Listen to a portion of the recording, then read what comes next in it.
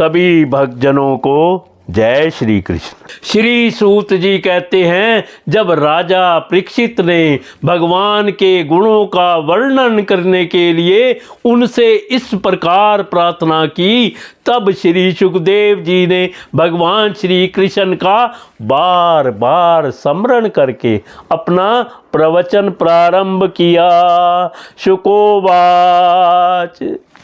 श्री सुखदेव जी कहते हैं, उन पुरुषोत्तम भगवान के चरण कमलों में मेरी कोटि कोटि प्रणाम है, जो संसार की उत्पत्ति,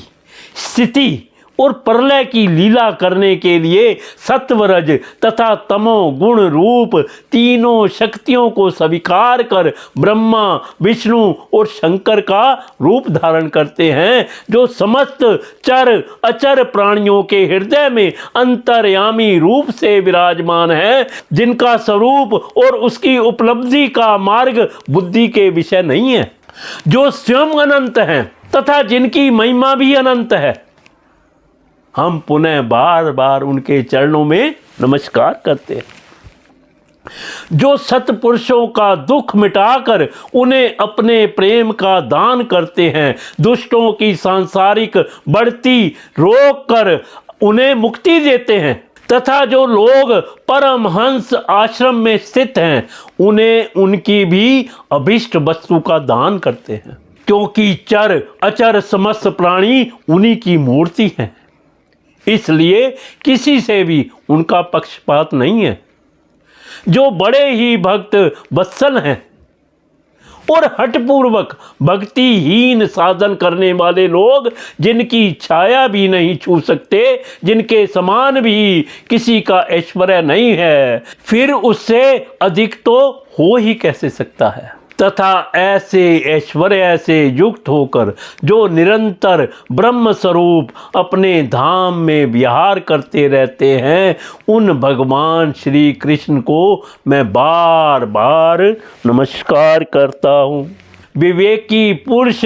जिनके चरण कमलों की शरण लेकर अपने हृदय से इस लोक और परलोक की आसक्ति निकाल डालते हैं और बिना किसी परिश्रम के ही ब्रह्म पद को प्राप्त कर लेते हैं, उन मंगलमय कीर्ति वाले भगवान श्री कृष्ण को अनेक बार नमस्कार करते हैं। बड़े बड़े तपस्वी, दानी, यशस्वी, मनस्वी, सदाचारी और मंत्रवेता जब तक अपनी साधनाओं को तथा अपने आप को उनके चरणों में समर्पित नहीं कर देते, तब तक उन्हें कल्याण की प्राप्ति नहीं होती। जिनके प्रति आत्म समर्पण की ऐसी महिमा है, उन कल्याणमयी कीर्ति वाले भगवान को बार बार नमस्कार करते हैं। किरात, हूर्ण, आंध्र, पुलिंद,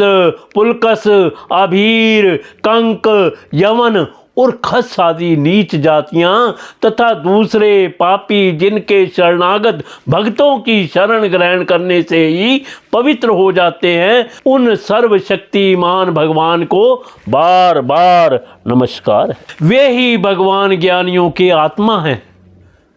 भक्तों के स्वामी हैं, कर्म कांडियों के लिए वेद मूर्ति हैं,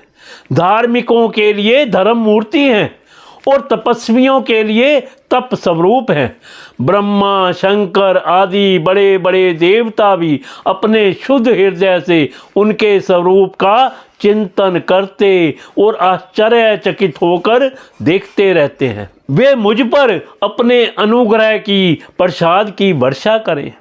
जो समस्त संपत्तियों की स्वामिनी लक्ष्मी देवी के पति हैं, समस्त यज्ञों के भोक्ता एवं फलदाता है, प्रजा के रक्षक हैं, सबके अंतर्यामी और समस्त लोकों के पालन करता है,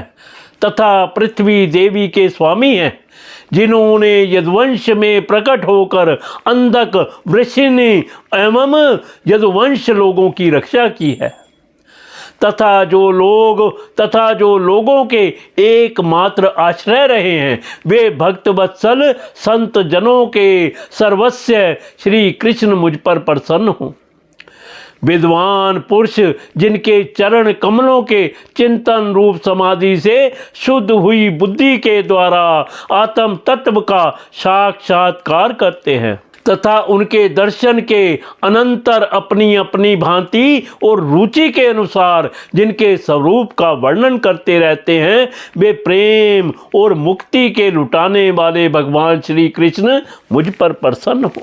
जिन्होंने सृष्टि के समय ब्रह्मा के हृदय में पूर्व कल्प की स्मृति जागृति करने के लिए ज्ञान की अधिष्ठात्री देवी को प्रेरित किया और वे अपने अंगों के सहित वेद के रूप में उनके मुख से प्रकट हुई, वे ज्ञान के मूल कारण भगवान मुझ पर कृपा करें, मेरे हृदय में प्रकट हों। भगवान ही पंच महाभूतों से इन शरीरों का निर्माण करके इनमें जीवन रूप से शयन करते हैं और 5 ज्ञानेंद्रियां, 5 कर्मेंद्रियां, 5 प्राण और 1 मन इन 16 कलाओं से युक्त होकर इनके द्वारा 16 विषयों का भोग करते हैं। वे सर्वभूतमय भगवान मेरी वाणी को अपने गुणों से अलंकित कर दें। संत पुरुष जिनके मुख कमल से मकरंद के समान झरती हुई ज्ञानमयी सुधा का पान करते रहते हैं, उन वासुदेवावतार सर्वज्ञ भगवान व्यास के चरणों में मेरा बार बार नमस्कार है।